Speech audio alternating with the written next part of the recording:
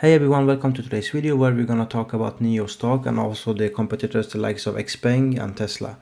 We can see that the weekly insurance registration numbers just came in yesterday for China.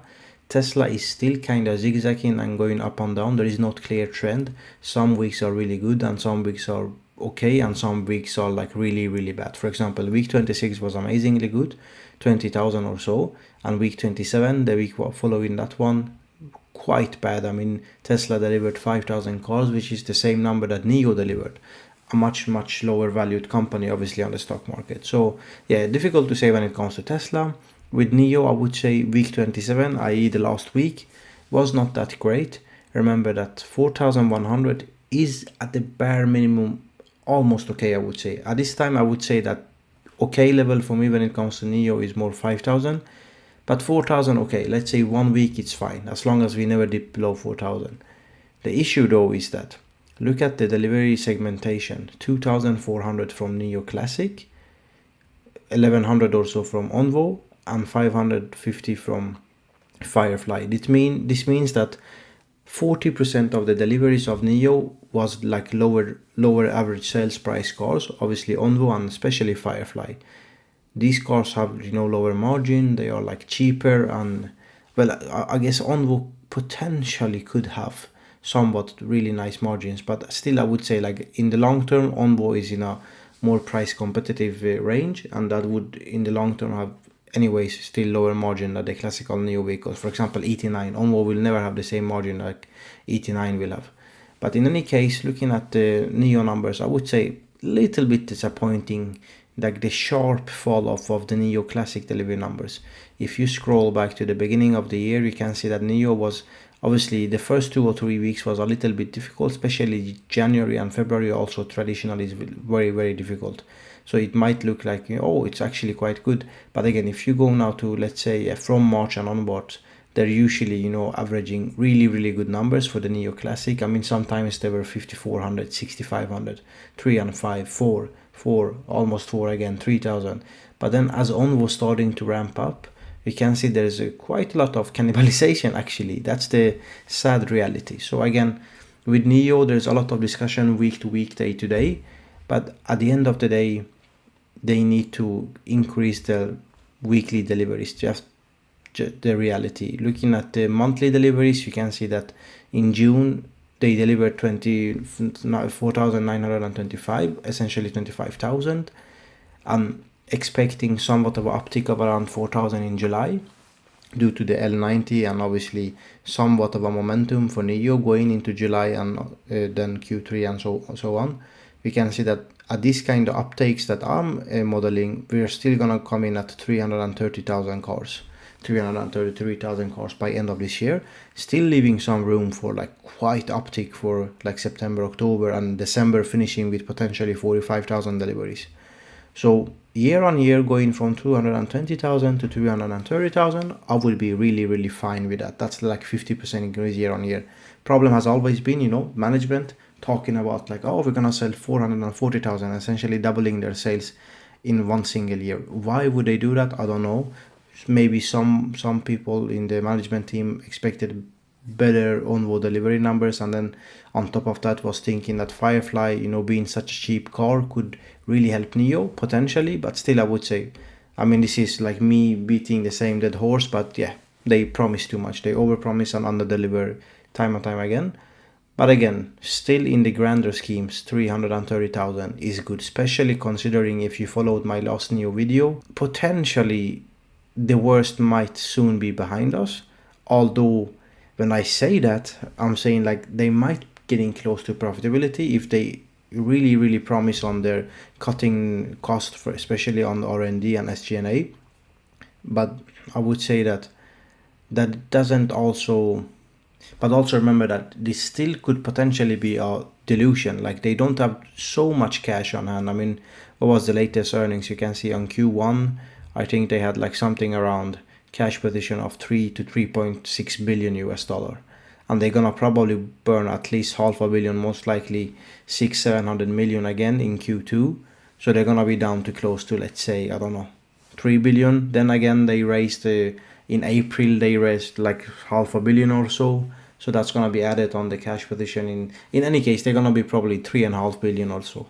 So that's not a huge amount of cushion for a company that is used to lose like half a billion at least every single quarter. Now, again, watching my previous video, you know that most likely the net income, or in this case net loss, will decrease from close to a billion like in the past 6 months, in the past 2 quarters, to maybe 600 million, 400 million, and then potentially in Q4 less than 300 million or around 300 million.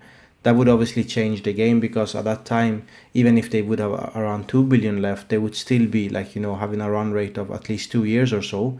But still, I wouldn't, put them behind that they potentially gonna raise some money. That's just how NIO is operating, and it would be more safe for the company's future if there is like increase, price wars, or if decrease in demand, I don't know, like, or the lithium carbonate price suddenly starts to go up again quite sharply. We never know, like, it's so many moving parameters to this. The stock price is still very low. If NIO will dilute the stock again, obviously maybe not the best time to invest in the company, sadly. But in a scenario where they actually cut down on the operating expenditure, especially R&D and SG&A, if they do that, I would say within a year's time, there's gonna be opportunity to fish this stock like at really, really low valuation. Like currently 9 billion in total market cap. Potentially, if they dilute the stock, and there's a little bit of a headache going forwards in the up and coming 6 months, maybe the stock goes down to, I don't know, I'm just guessing here, but 3, maybe even less than 3, right? Then you could argue that, damn, the worst is really behind NIO if they manage to survive, if they have enough cash, and then yeah, for sure. So it's a risky bet right now if you invest in a company, because if they raise money and let's say the stock goes to less than 3, then there's a sharp drop of 30 to 40% from here. But also, if you're a little bit patient, I would say that maybe this is a steal of the, I don't know, decade potentially. Again, then they need to execute on everything. Still have quite a lot of questions when it comes to this company. Remember that when you look at for example, the battery swap infrastructure, I mentioned it on my last video, and I know that some of you guys say I'm wrong on this, they have to spend on it. I simply don't agree. I think that my case has never been that the swap stations are wrong. I'm just saying that the rate of expansion is utterly nonsensical in my view. Like, there is absolutely nothing out there pointing to the fact that they need to have this many swap stations. The utilization is even far less than even 10% of the capacity. So no one is going to explain to me, and still I haven't seen a single good explanation why they need this amount of swap stations based on the fleet that they have now, and also expected fleet increase in the up and coming year or 2 years. Remember, I mentioned earlier in the video that they will probably sell somewhere around 330,000 cars this year. So we can see that NIO's total fleet size currently by early June was 782,000. Adding to it almost 25,000 now in obviously by the entire month of June, we would be close to 800,000. And then going to the quarterly delivery numbers, we can see actually here, I believe NIO is currently, they have delivered 114,000. So my target again for the year was 330,000. So that's another 200,000 cars. So most likely NIO's fleet size by end of the year will be around 1 million cars, right? Total number of cars delivered. So we are not going to see the utilization rate on NIO swaps go up that much drastically. I mean, we are already at 800,000 cars. By end of, December, it's going to be most likely anywhere between 950 to almost 1.1 million if everything goes correct. That's an increase of 20-25% in fleet size. That's not going to increase, the average swaps per station from currently around 25 to 30 to like 200, right? So that's most likely going to at the best be closer to like low 30s, like 31, 32 swaps per station per day. Maybe in best case scenario, I don't know, like 34. But that's again on a single good month, on the holidays. But on average, probably closer to like 32 or something like that. Which still points to the fact that if they average 32 swaps per station per day, they are so far behind their possible capacity of 480, especially on Gen 4 swap stations.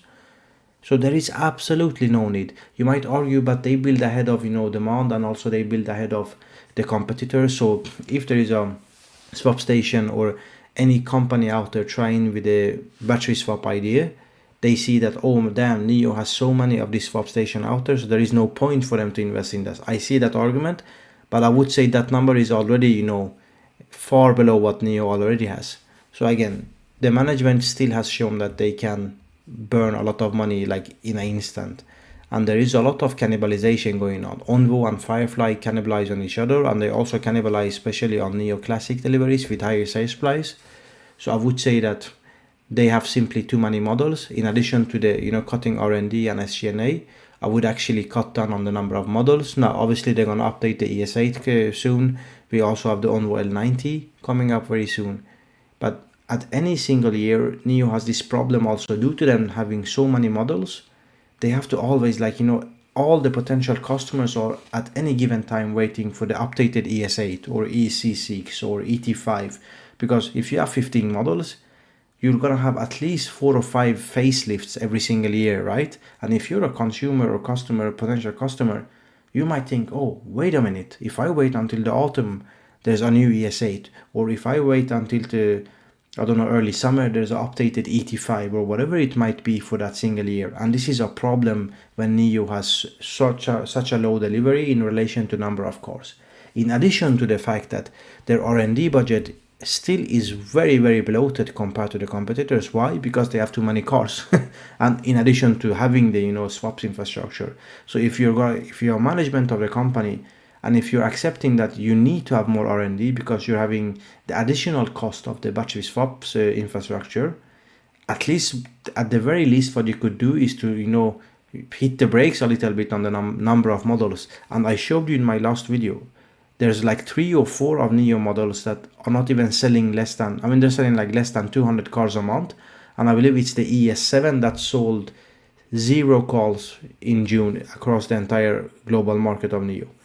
So that's the, I would say, update of NIO. I would say my summary is that I wouldn't be surprised if they raise a little bit of money and the stock would go down back to at least low 3s, maybe potentially less than 3. But in that scenario, still I'm leaning towards that hopefully they will be profitable by second half of next year and cut down on net loss substantially already by Q4 of this year. So I would then reevaluate my, let's say personal investing idea, maybe potentially investing more in NIO by end of this year. But let's wait and see if there's any dilution, and also if they actually for once do what they're telling us they're gonna do, which is cutting down cost. So anyways, thanks for your time. Please like and subscribe and comment in the comment section, and see you in the next one.